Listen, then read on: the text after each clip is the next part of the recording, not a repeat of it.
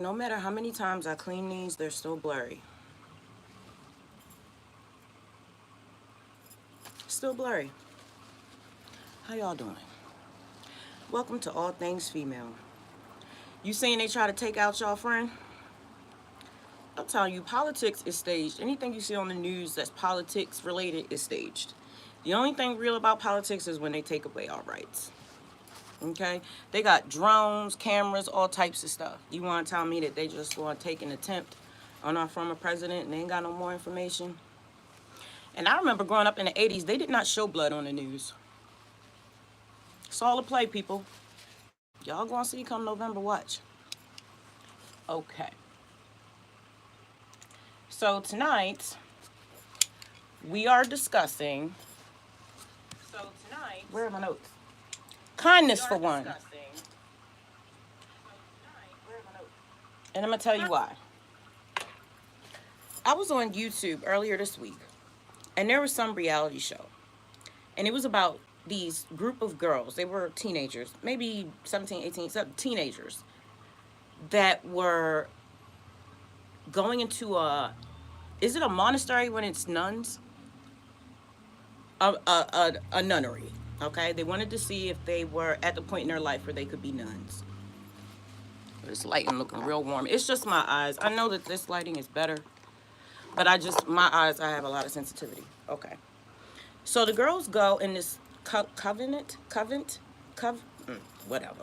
They went in there with a bunch of nuns, which I have a very not funny story about nuns. I went to a private school when I was younger. I went to several private schools, but there was this one. It's called Holy Family. It's in Maryland. It's in Baltimore County. And it's run by nuns. It's Holy Family Church and School, okay? So I was basically the only colored person in that entire school other than this boy and his twin sisters that were like African royalty, and he got in trouble on the first day of school because he refused to salute our flag, and that started a bunch of stuff. So I was in like this all-white school with a bunch of rich kids, and I had really high grades. I got a grant to be there. My parents, well, my adopted parents were working middle class. My adopted dad was a police officer for Baltimore City. And at that time, my adopted mom was like a teacher or a banker or something. She just like jumped careers every couple years. I don't know. I don't know. So I used to like, I didn't feel like I belonged there because I wasn't rich and I wasn't white. But either way, I got a grant for being there. And I went there and I would do things like take money out of my adopted mom's purse and hand it out on the bus thinking that they would be my friend. But all they did was snitch on me and I got in trouble. So this one particular day, I wasn't feeling too good. And now that I think about it, it was probably my allergies. But either way, I was sitting in class and I kept clearing my throat. And so I got in trouble. Like, you got to understand, they had dunce caps. For real. I was clearing my throat, and for whatever reason, my teacher thought that I was being, like, trying to, what's the word? Disruptive. She thought I was purposely trying to be disruptive because I had something stuck in my throat. So they sent me to the office, which was like the head, I don't know, they called it something, but it was like the head bishop's office, something. And I went in there, and they bent me over a chair and beat me with a ruler. In Maryland, in the 80s, I got spanked by a nun for grunting in class. So that's that about the nuns. But anyway, so I'm watching this show about these girls trying to be nuns, and they were talking about the importance of kindness. So, of course, you know me. I had to look it up and see exactly what kindness meant. The quality of being friendly, generous, and considerate. Here's the issue, though. I found that walking around as a female in this world that's hyper masculine and isn't exactly fond of brown people, me being kind doesn't always work in my favor. Okay. How many of y'all have had people take your kindness for weakness? I actually had a person who I let move into my house and I helped them out. They ended up trashing my house. And then they told me while they were drunk that I was soft. That stuck with me and I never forgot it. And I feel like it started the change in me to go from a person who was just so giving and outwardly loving and would help everybody. And it had me understand that Just because I'm doing something with a certain intention doesn't mean that's how it's received. I'm thinking out here I'm being nice when really I'm being fed off of by narcissists and energy vampires and being manipulated, and my simple Pisces rising ass is just not seeing it. Okay? It it did something to me because I loved this person and I gave her and her son a place to live, and I thought that we were friends. And this is not the first time this has happened to me. This is something I've done over and over and over again. These patterns, these tests that keep putting you in the same position to see if you're going to change, frustrating. Because that was one I had to go through 3 times before I got the picture. Don't let nobody move in your house. And you have to have selective kindness.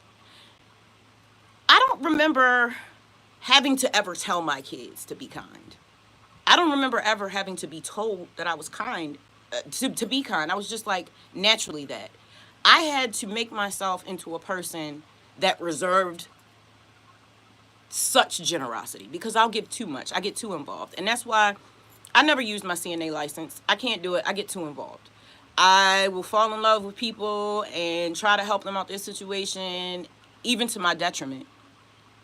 And it's built up a lot of animosity in me because when people don't reciprocate in relationships, it angers me. It angers me to the point where I want to wipe them off the face of the earth, because it's like, why would you hurt, betray, and not reciprocate someone that is just giving you so much love? But something my ex-husband taught me is sometimes the more you love somebody and the nicer you are to them, the more they're going to hate you. You have any love-hate relationships where people, they love you, they think they love you, but they hate you. They hate you for your greatness, they hate you for your beauty, they hate you for your bravery. Whatever it is about you that they love, they also hate you for that. Try being married to somebody like that. When my husband told me that he was jealous of me, I knew our relationship was over. Because I saw his power as a benefit for me. I was proud of his power. I didn't feel small by his power until he tried to make me feel small by his power. But when it came to me and my power and my strength, instead of letting that be a source of pride for him and us rule together and take over and build an empire, it made him feel like less of a man, even though I was doing everything to build up his manhood, which was not my job. Okay, you are a man. It ain't my job to make you feel like a man. You don't have to make me feel like a woman. And it just, the power struggle and the fact that he wanted to be above me and not beside me was a problem. He's dead now. But all I wanted was fairness. So when it comes to kindness, I feel like it comes naturally. But when I'm out in the world, I got to rein it back because people will take advantage of you. Hey, guys. Hey, Walking, how you doing? How's your day going? Michael, oh my God. How you doing, Michael? Oh my God, it's so good to see you. How have you been? Oh my God, I love you so much. Hey, Walking, how's my day going? I honestly had a low day today. Like, I'm not OCD. I have bipolar too. And ever since I can remember, I've been this way since I was very, very small, like toddler small.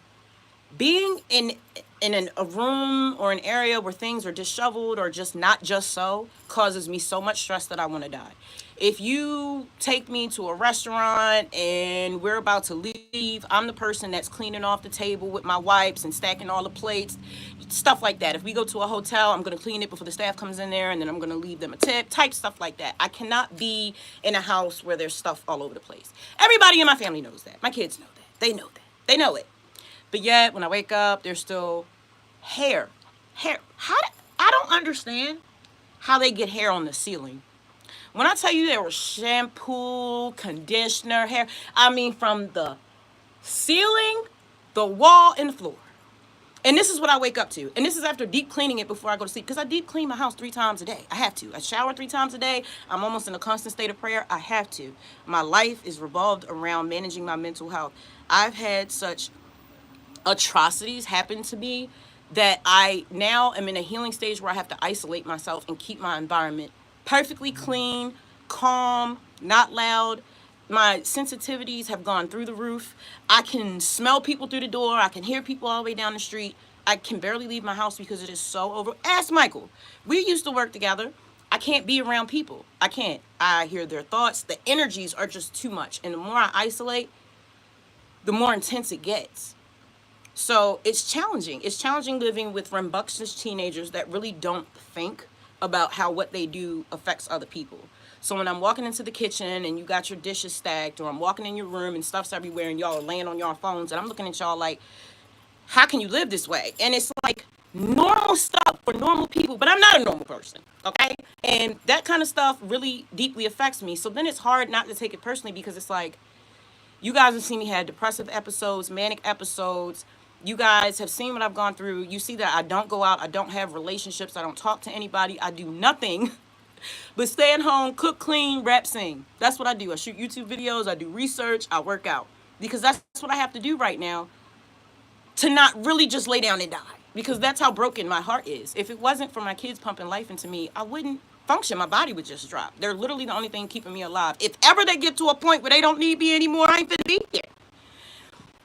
But it's like, I've been spending my day trying to process my emotions, because I get frustrated, then I get upset at myself for getting frustrated, thinking, why aren't you a more compassionate mother? Why don't you just understand that they're on the spectrum and maybe they just aren't mindful?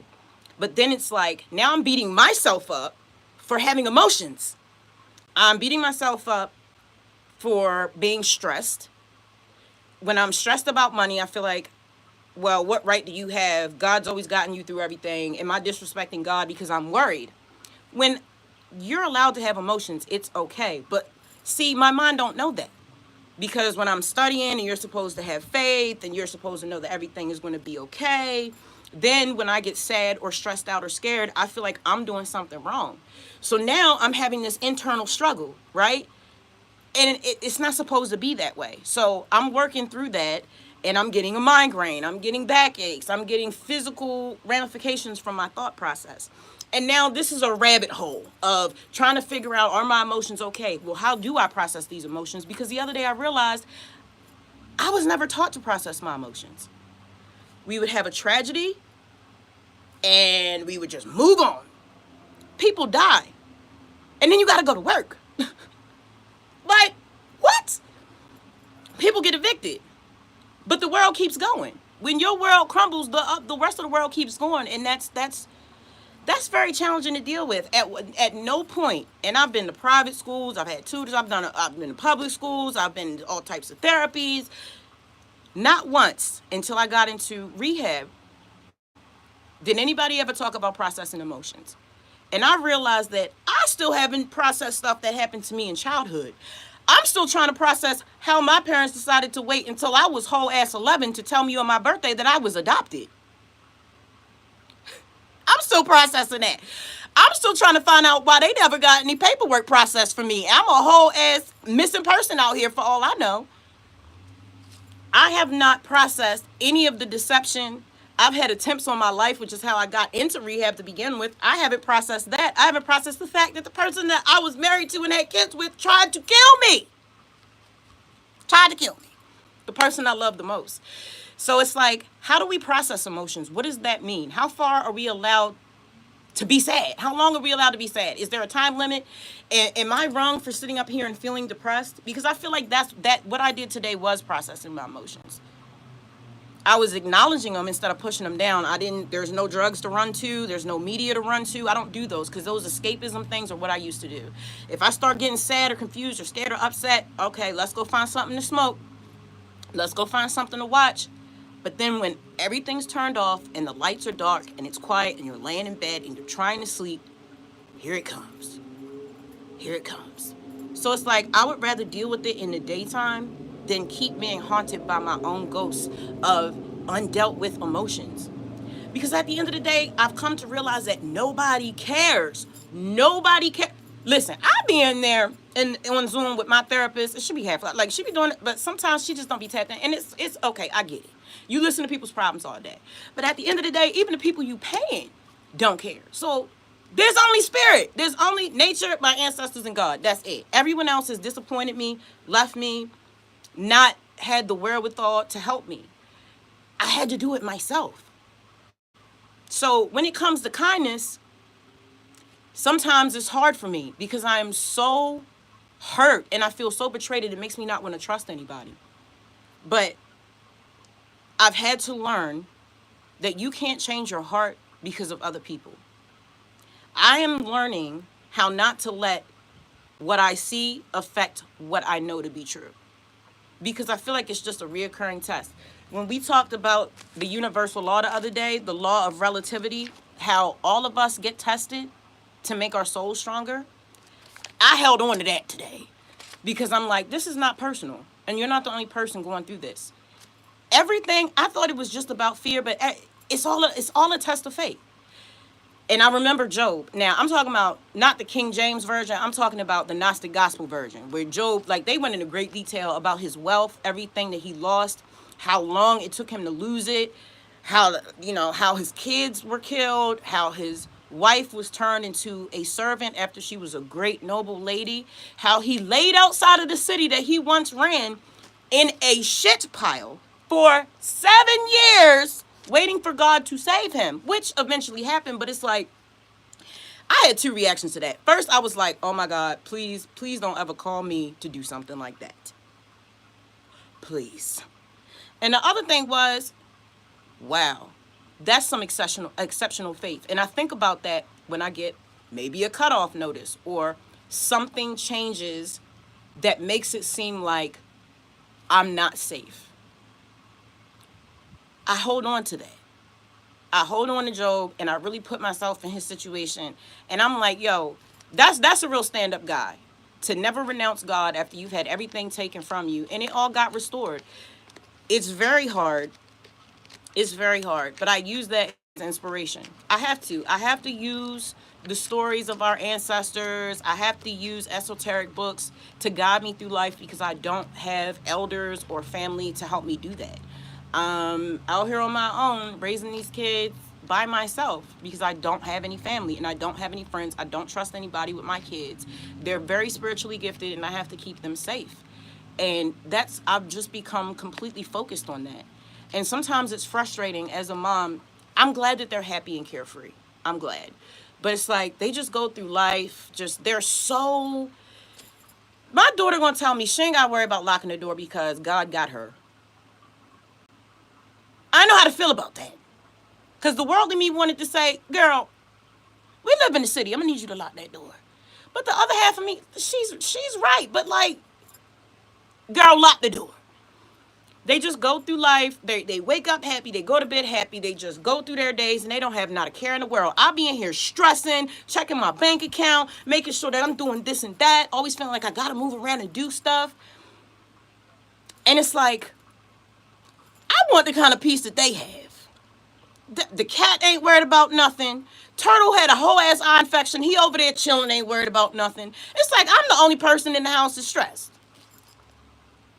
That's your anxiety talking to you because your emotions get mixed up in a mix and you can't seem to focus and you get scared.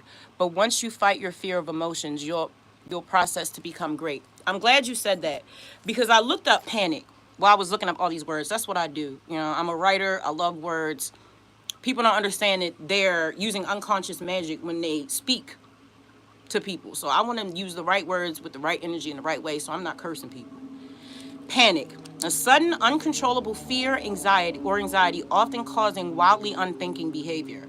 Panic prevents logical thinking and triggers the amygdala to release stress hormones and trigger the fight or flight response.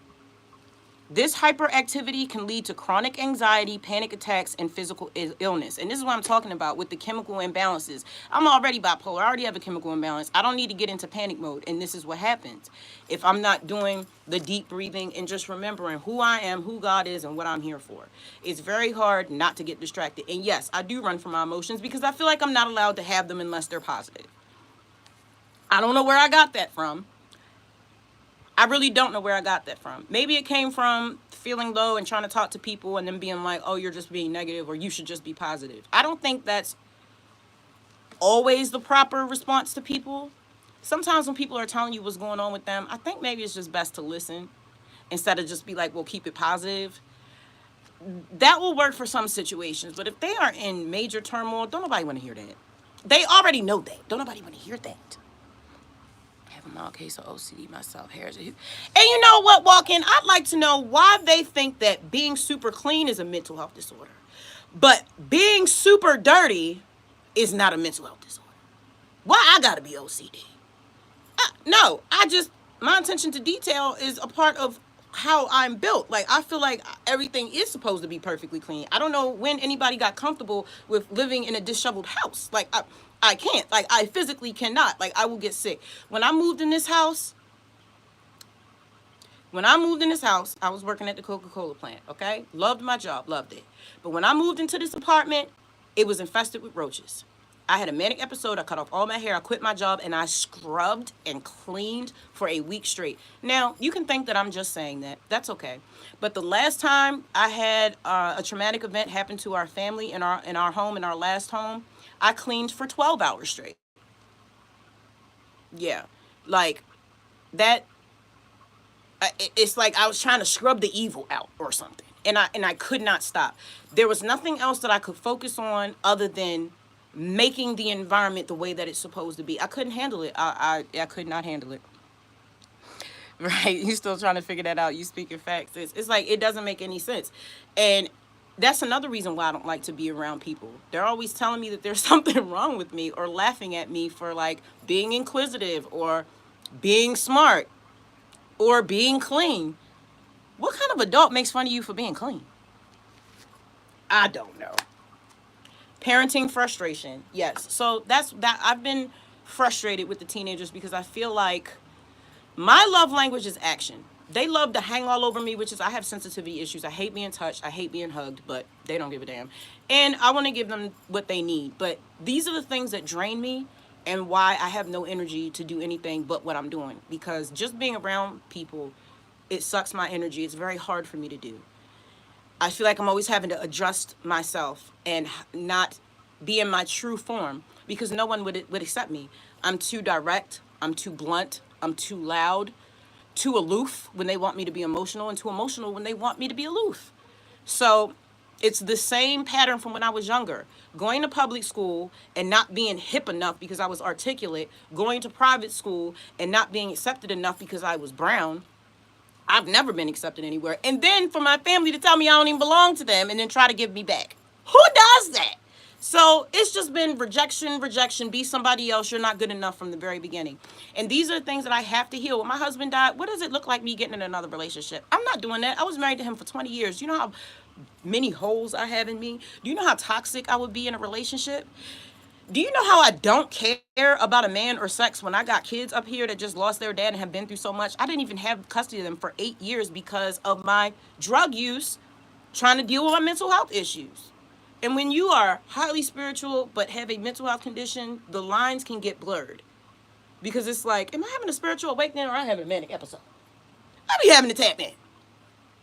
Like, girl, it was something in my room for like the past month. I had to sleep with the light on. It's right in that one corner. It's right in that one quarter. It's just like, and some nights outside of my eye, I could see like a dark figure. And then I had to go run my mouth on a live talking about some, I'm tired of just seeing partial shadows. I'm ready to see a full body apparition if y'all want to talk to me. Girl, why would you say that?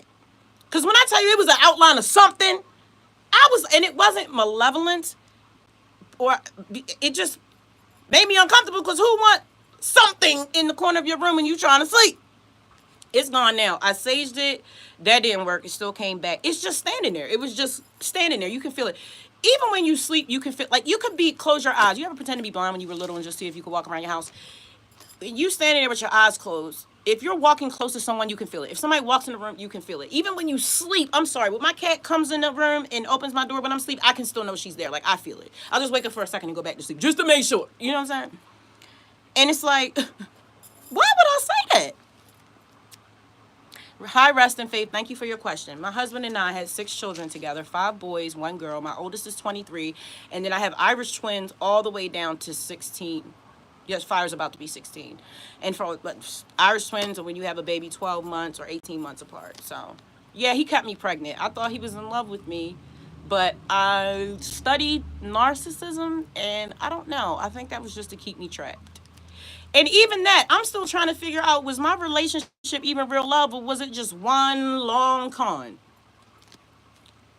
You don't have enough time in the world for me to get into that, but that's okay. My other videos will start talking about that stuff.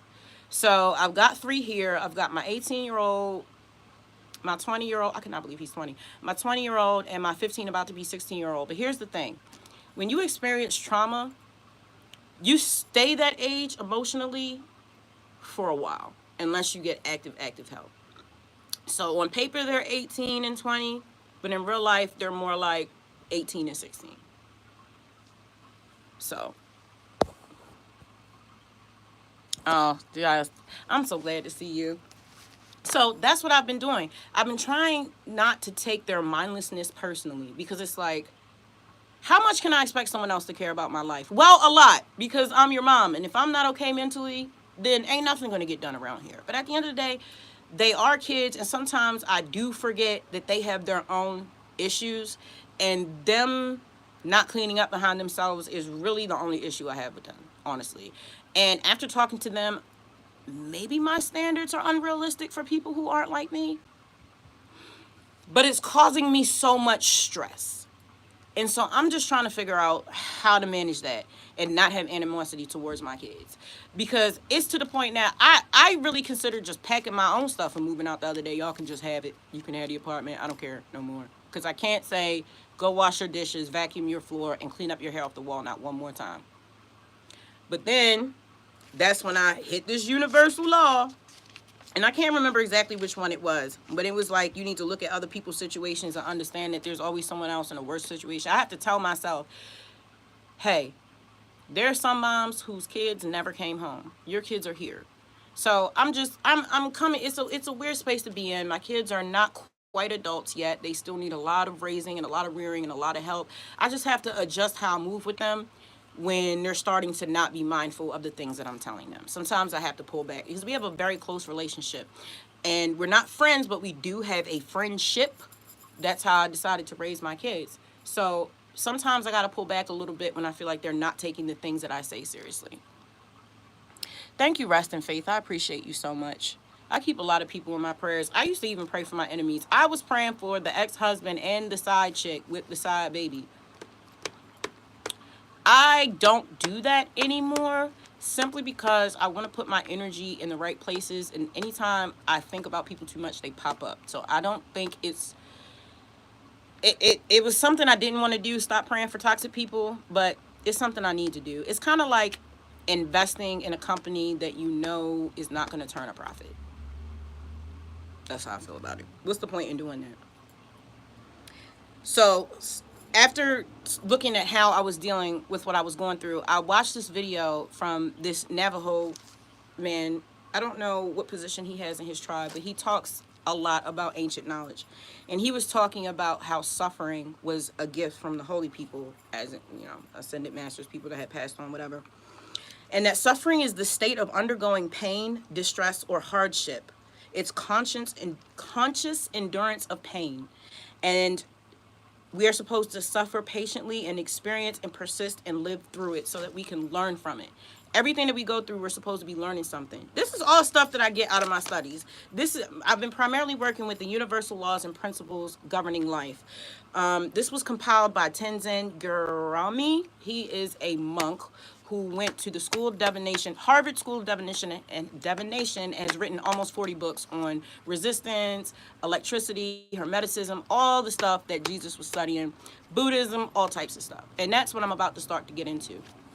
This kindness thing is really starting to bother me because, I watch documentaries, and it's always the Discovery Channel. She was a good woman. She was so kind to everyone. Everybody loved her. That's something I want people to say to me when I pass. And it frustrates me because I'm such a combative, aggressive person. I am 4'11", 5 feet on a good day. Okay? My kids been taller than me since they were 14 years old. But I'm the one that has to protect everybody. So when I deal with the world, I'm in my masculine energy a lot. I would love to be in my feminine energy.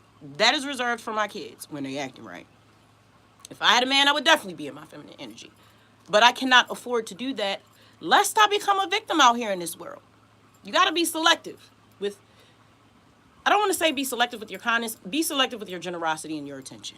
Like my son had to tell me, I'm going to need you to stop smiling at men in the street. These people are not your friend. Stop smiling at men. And he was so serious about that. I'm glad I have sons because I would not understand how men's minds work without him. Well, without them, because it's more than one. Faith amidst the storm. Yeah, I feel like this is all a test of faith. It's all about fear and how you're managing fear. But you might as well just put faith right there because they're the opposite. Here go faith, here go fear. Which is why I feel like when I'm nervous or I'm scared that I'm not being faithful to God. But really, it's what it is. There's nothing wrong with being scared. Just don't stay scared. What I think is that Spirit wants us to go to it with our problems when we feel scared. And that's what I do. I just pray. I just talk to God about it or one of my ancestors and just leave it at that. Because I know that I'm not alone. I know that now. I didn't know that 10 years ago. I thought I was on my own and alone, and I'm so glad that I have spirituality to lean on because there's nothing else that I trust in this world outside of nature and God. Like, that's just it.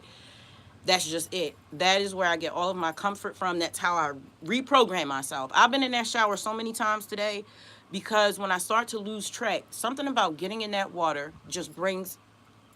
I read somewhere that all of our ancestors' dreams and wishes and prayers are in that water. That's the same water that's always been here. You know how much information is in that water? So when I go in there, I feel, hear, see nothing but calm. And that's how I can describe it. When I perceive things, it's like a see, feel, hear. It's a perception. You're not necessarily hearing voices, but you do. It's like, I don't. That's the best I can describe it. A see, feel, hear. It's perceiving, and it's always the same message. Everything is okay. You are fine. Everything is okay. You are fine. And it ain't coming from me because I be in there freaking out. And it's just that water soothes me and brings me back. And as much as I've been running from meditation, I'd like to, because I have to reframe things in my mind. If I have a preconceived notion about what something is, it's very hard for me to swallow. Like, I thought meditation was me just sitting in the ashram like this, which I've actually done before. And it was really hard for me to do. But when I realized I just needed to sit still and listen for spirit, that I can definitely do. And I've been doing it a lot more. So I just feel like this whole thing, everything I'm going through really only brings me closer to God. Because when you go through stuff, it's either going to bring you closer to God or farther away from it. And everybody has these issues. Like, everything that I read, everything that I watch, everybody has these existential crises. Like, I'm not the only person going through this. My glasses are not helpful at all. So that is how my week has been.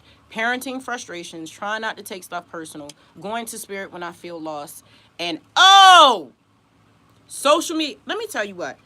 I did not realize until the other day how badly I was being affected by social media. So I'm sitting up here scrolling on YouTube, and I'm just seeing all these different headlines, right? And I start to feel different emotions that I don't normally feel, like jealousy for one. I'm watching somebody that I love, that I watch all the time, accomplish something, and instead of being happy, I'm like, damn, I ain't shit. Girl, what? Where did that come from? And I don't know when that started or how long it's been going on, but I just realized it the other day. And I'm like, is social media making me judgmental? And I realized that I kept comparing myself and my growth rate to everybody else's, and I was not doing that before. It was making me very judgmental. I would watch other moms, and they'd be like, I don't know, making their kid a bacon sandwich. I'd be like, oh my God, I can't believe she's about to feed them pork. Hold up, ma'am. Who told you you have a right to say anything about her feeding her child pork? That's none of your business. And then I'm like, yo, is social media turning me into a judgmental person? Why am I sitting up here sad? Because I'm watching people that I thought I cared about accomplish goals. The regular me, like, I'm happy for them, but I'm also, like, looking at myself like I'm not doing enough. Like, there's something wrong with me. I did not like that. I didn't like that at all. Do you feel like social media makes you more judgmental? Do you hate watch people? Because there's this couple that I watch, and they're homeless, right? And they were on TikTok first before they came onto YouTube. And a lot of the comments are just very, very negative. And they got monetized within like a month. I don't know how, like, they don't have that many subscribers on YouTube, but I just, it shocked me how fast they got monetized. And I realized it was because people were hate watching them. And then that had me a little feeling some type of way about, like, doing social media.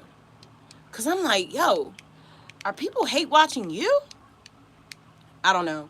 But I just know that my diet is not just what I eat, it's also what I watch. And I have really been trying to figure out why I've been so triggered emotionally in the past few weeks.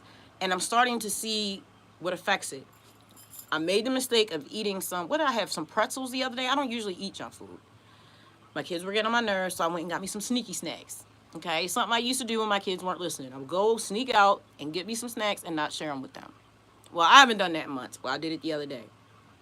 And when I tell you, I woke up so depressed.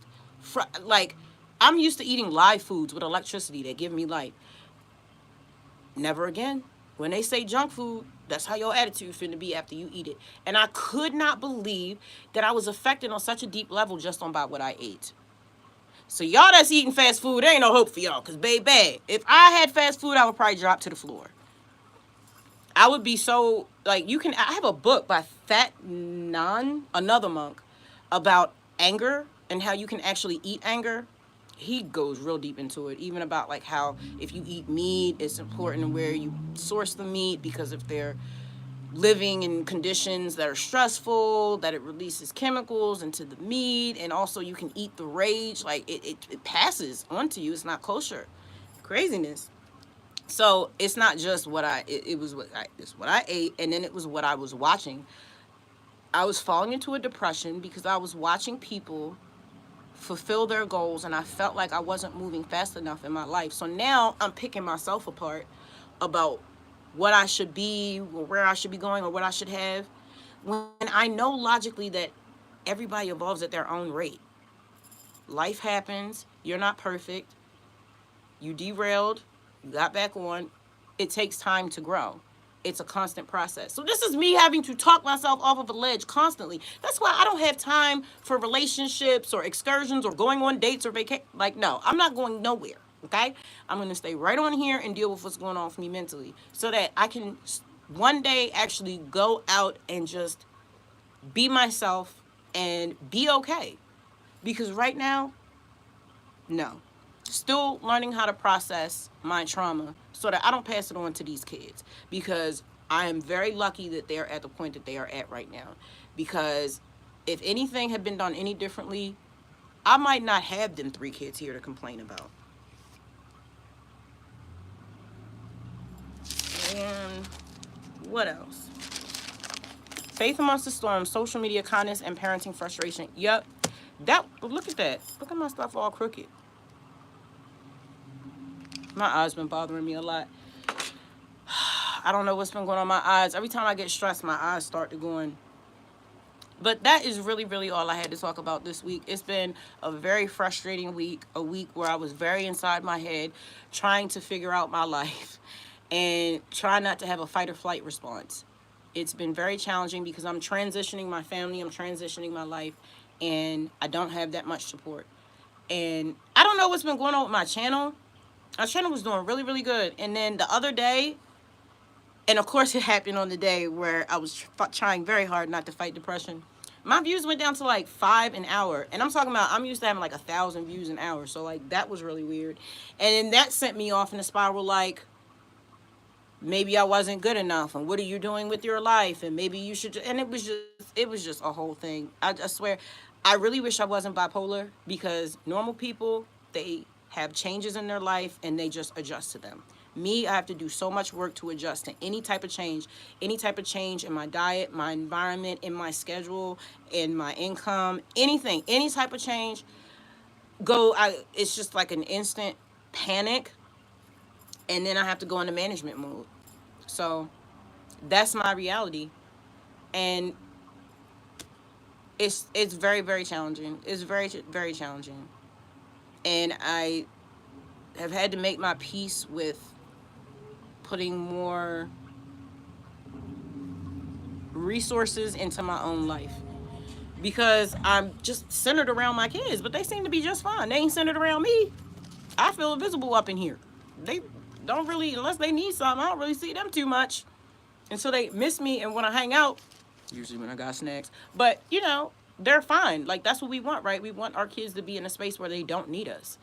But when you are defined by being someone's wife or being someone's mom, and then those things change, it's like, where are you now?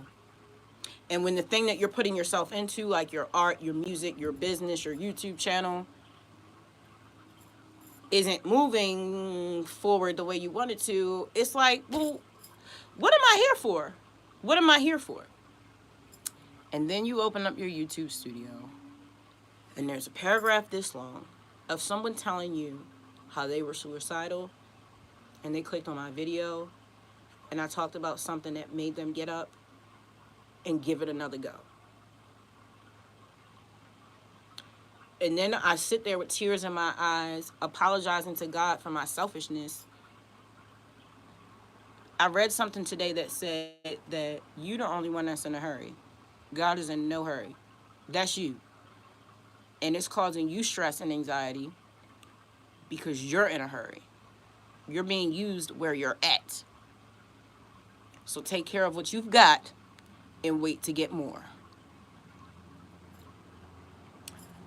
They weren't wrong.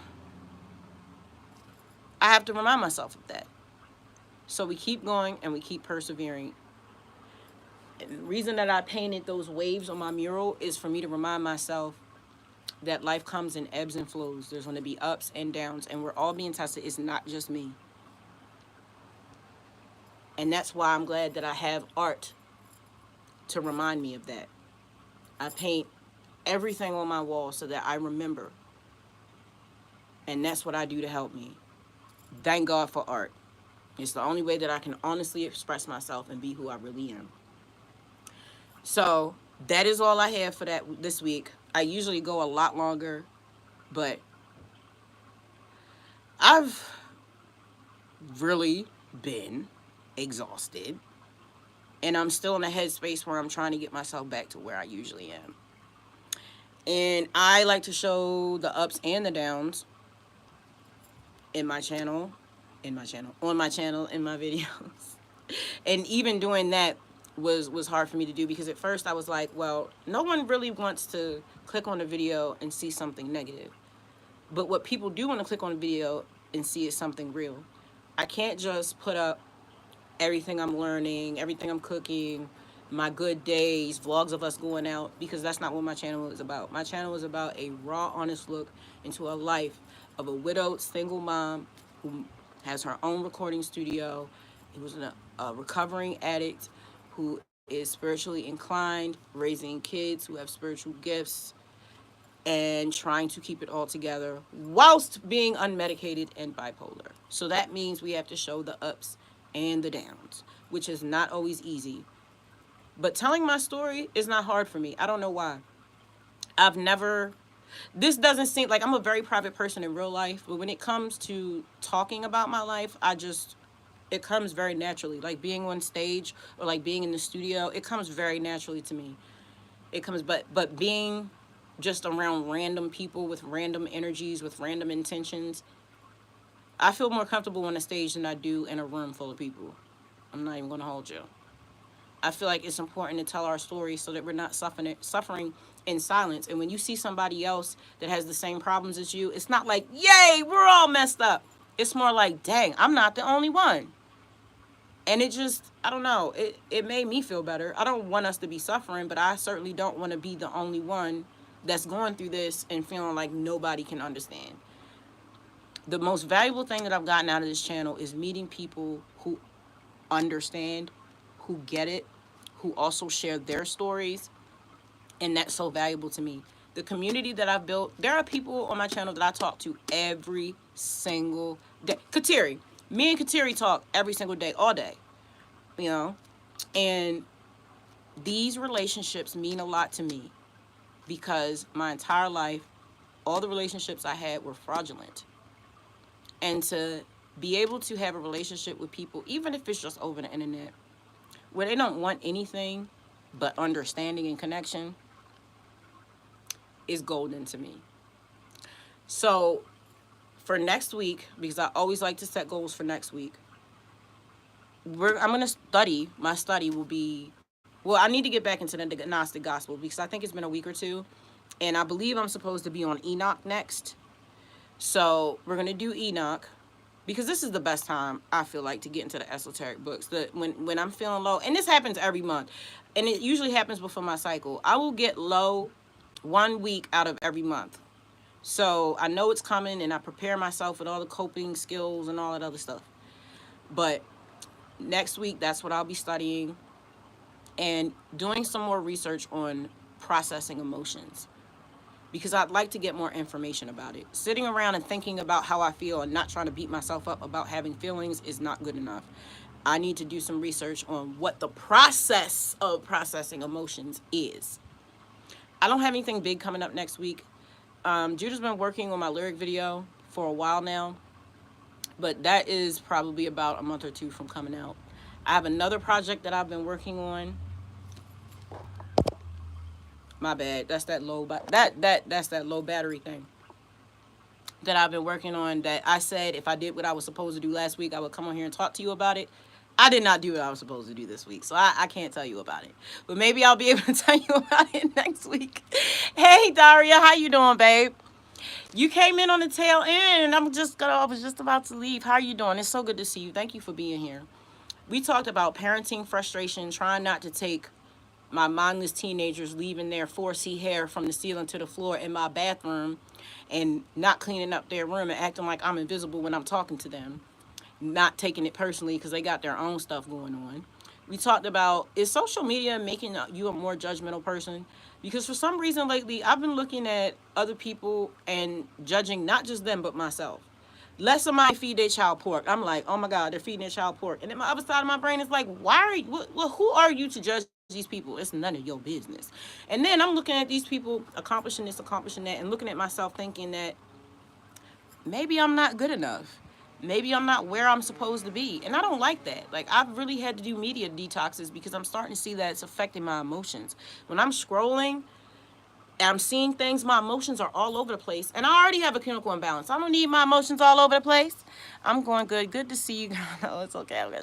It's always good to see you. And can I say, I really appreciate the comments that you leave. I appreciate you taking the time to reach out. I really, really do. It means a lot to me. So I just wanted to tell you that. Thank you for being here. I have a history of not being supported, which is partially why I even started this channel. I needed to tell my own truth because my name was getting dragged through the mud in my hometown because of my ex-husband, and I needed to put the truth out there. I needed to be in charge of my own narrative. But being able to connect with people is very valuable to me because it's not something I've ever really had. So thank you. I appreciate that. I told a story about how when I went to private school out in Maryland, I got spanked by a nun for grunting in class. And having faith amongst the storm, understanding that life is ebbs and flows, and when things change, it doesn't mean that it's the end of the world. And it's hard to get my brain to understand that because I have a chemical imbalance. I'm bipolar. I have bipolar 2. So any kind of change in my schedule, environment, anything sends me into a spiral. So it's very hard being so sensitive. I'm sensitive to light. I'm sensitive to sound. I have a very hard time being in a room. Like, I literally cannot be in a room. My therapist tried to do immersion therapy on me. No, ma'am. Talking about some stand in a room where everything's not clean and try to stay in there for 10 minutes. Girl, I almost redecorated my whole house. I love you. Can't do it. And living with 3 teenagers, your house is not going to be perfectly clean all the time. And, well, my parts of my house is that their room isn't going to be clean all the time. Like, I wake up cleaning. I clean all throughout the day. When I go and I wake up to go to the bathroom in the middle of the night, I'm cleaning even then, halfway asleep. So this week I've really been struggling with them not meeting my standards of cleanliness and me not taking it personally because it affects my mental health so bad. And it gets frustrating. It's like, why are you like this? I can't go outside. Everything's too loud. Everything's overwhelming. I can't do anything. I feel like I'm a prisoner in my own mind and in my own home. And I know it's not going to stay this way forever. But sometimes it's just like, what am I here for? My kids, they ain't listening to me. You know what I'm saying? They just are like, oh, that's just mom being OCD. I am not OCD. I just don't like a dirty house. And I'm like, does God know that I'm still here? Type stuff. I was going to troll, but she seems pretty. What you doing out here trolling? You too pretty to be trolling, Miss Deborah. I'm always going to my team room cleaning. I know I should give him his privacy. Privacy. They don't give me no privacy. I don't even close the door when I'm in the shower. My door is never locked. If I lock the door, last time I locked the door on them was 2 lives ago. When I got off live and opened that door, there was one leaning outside my door on the wall. One was sitting cross-legged in front of the door, and the other one was sitting at the table. All three of them were staring at my door. How long were y'all sitting there? Oh, thank you for calling me pretty. I appreciate that. All praise to the Most High. I looked like a monkey when I was born. I don't know where this came from. This is something new. How long have y'all been standing there? It's like, if I lock my door, they take it personally. I don't get no privacy. And so, yeah, no, I don't want, first of all, I don't want to go in their phone. The last time I went in my teenager's phone was their second oldest brother, and I saw his balls.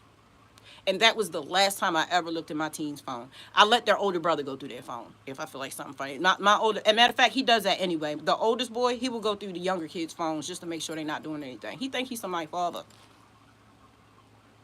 Don't say what? Asking God if they know I'm still here? Wow, that's how I felt. I keep it real with God. Because the other day I was just like, I felt invisible. Like, I could talk to God about how I actually feel. It's not like she don't see what I'm going through anyway.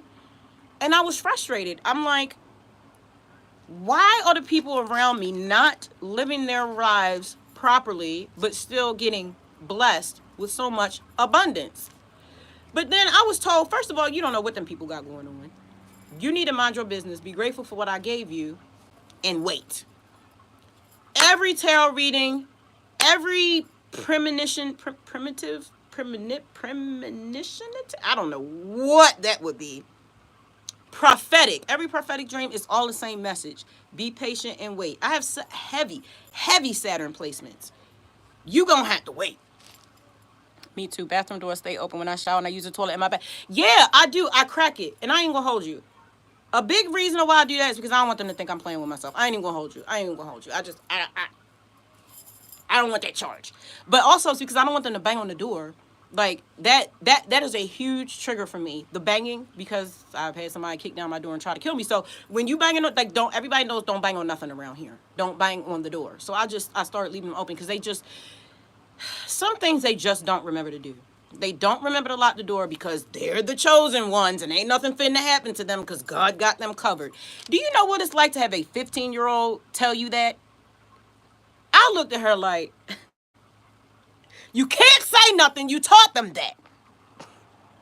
No, for real though. And that's what we were also talking about, the kindness. Because I'm trying to figure out, is that necessary? And does kindness also put us in a position to be a victim? Because when I have been kind to the wrong people, they took my kindness for weakness and they took advantage of me. So I have maybe like selective kindness because I'm way too generous. If I got $10, I'll give you half of that. Like, you asked me for $1. Why are you giving them 5? Like, but then I had to realize that I can't harden my heart because of the world. But I can have a freaking exterior, but I can have an exterior on it. My battery is dying. And I don't want to plug it up because it overheated last time. But that's what we talked about. Kindness, the quality of being friendly, generous, and considerate. Now, I'll be considerate, but the friendliness, I'm a 4'11", 5 feet on a good day brown woman in a hyper masculine world. Ain't nobody finna be overly generous and all the time. I used to not even smile in my pictures because after I passed away, I didn't want anybody to think I was a joke. I just now started smiling in pictures. So, parenting frustrations and how to deal with them. Social media and realizing that it really is affecting my emotions and having to clear out some of that stuff. Like, I can't do it. Let me plug this phone up before it cuts off. Ooh, and it's warm too. Lord, I don't know what's up with iPhones and why they get so hot. Having faith amongst the storms. Yeah, I realized, and I got that from the universal law of relativity. We are all tested, okay? Not just to show, well, basically to show ourselves approved and to strengthen our souls, okay? So not taking these little tests personally and understanding when something happens, it's happening so that I can prove that my faith is real. Because you can have all the faith in the world when everything is going well. But when things change, that's when you need to really hold on to your faith. And that's what I have to remind myself of. But I've got so much trauma and anxiety trapped in my nervous system, my brain and my body don't always work together. My brain will be perfectly logical, understanding what's going on. We got the information. We know what this is, but my body is like, nope, nope, we all finna die. I'm telling you. Let me get a letter that says any of my income is changing, or like let any kind of change happen in my life. My body is telling me that we are all going to die. Girl, my life is a constant. Man, they still popping off fireworks. Like, what are you talking about? I can relate to that. Hey, how you doing, Christina? Another person. I love your comments. Thank you so much for supporting my channel and for leaving such nice comments. Which there's never any pressure to leave a positive comment. I know that we won't always see with the same eyes, and that is good. That's good to see from other people's perspectives. I can relate to that, girl. Yeah, yeah. And so I'm just having to learn to not take these things personally and to just try to manage my fear and not freak out. And it's very challenging to have bipolar and not be medicated, but I can't do it. I don't trust these Western doctors. Not gonna do it, okay? I can work this out on my own. I am a recovering addict, and I'm very afraid. I have asthma, and I don't use an asthma pump. One, because it made me hallucinate when I was younger, and two, because I don't want to be. I'm so afraid of being dependent on that, and then maybe forgetting it, and being out one day and needing to use it, and not having it, and then I'm just going to drop and die because now I'm dependent on something I don't have access to. And, you know, I remember going through that when I got into a car accident and having nerve damage and getting on pain medications, which is what started my whole drug addiction. And realizing I was addicted to it because we went on vacation, I left my medicine, and I got really sick. I didn't know I was in withdrawal. So that has turned me off the medications. And plus, when they tried to medicate me for my bipolar when I was younger, I gained weight and I had nightmares every night, night terrors, actually, for years. And I couldn't hear spirit anymore. I didn't get any messages. Like, when I'm in nature, you can get, and it's not just me, okay? We all have spiritual gifts. Some different than others, but I can get messages from the wind, from birds, and from trees. It's always been primarily trees for me, but trees, water, birds, and wind, messages, just very clear messages.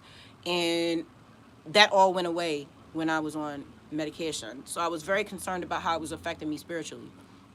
There are some days where I really wish, and I'm sure everybody wishes they could just take a pill and make their pain go away, but that's not how that works. So I'm going to do everything that I can do to heal myself now and not pass off any more trauma to these kids. They seem to be doing pretty well. I'm like that with thyroid. They said once you take it, you're on it forever. I was like, nope. So now I've been trying to amp up my iodine. Yeah, and plus, like, I study Eastern medicine because, see, the difference between Eastern and Western medicine, Eastern wants to heal you. Western wants to medicate you. There's a difference. When you go to a holistic doctor with Eastern practices, you know what the first thing they're going to ask you? Where do you work? How much do you sleep? How much have you been having sex? Because they understand the connection between the mind and body. It's not just about what your body's going through. It's about where your mind is. You got to get your... I read something that wars are won and lost in the mind. Like, you have to get your mind right. It's all connected. And that's why I'm saying my body will be in a fight or flight when my mind is totally cool.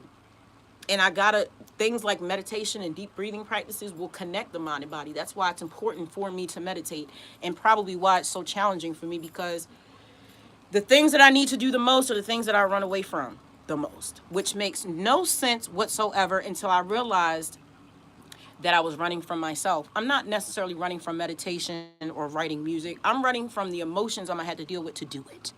In order for me to meditate, I might tap into some of those places where I'm going to have to feel things. When I write music, I'm replaying my trauma, and I have to feel things. And I don't want to feel anything because it hurts. But I have to hurt because that is how you grow. This is the work that I do. And I wish that I had a mom to tell me these things, but that's okay. I don't.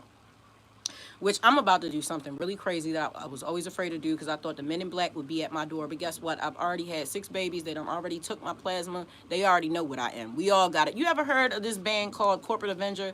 They have a song called FBI Gotta Follow on Me. FBI Gotta Follow on You. True.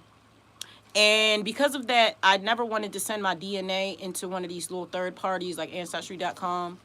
But I feel like maybe I'm going to do that for my birthday because I want to know, like, who my parents are. I don't want to like see them or anything. I just want to know like what my ethnicity and stuff is, because my kids are mixed. My ex-husband was Hungarian. He was a Hungarian Jew. He's dead now from an overdose. And I always wanted to know what my ethnicity was. And I'm thinking maybe I'm going to do that because I'm tired of not doing things that I want to do because I'm afraid. If they, you know, I really wholly believe that they would want to see something weird in my blood, like I was an extraterrestrial, and then come drag me to an underground facility.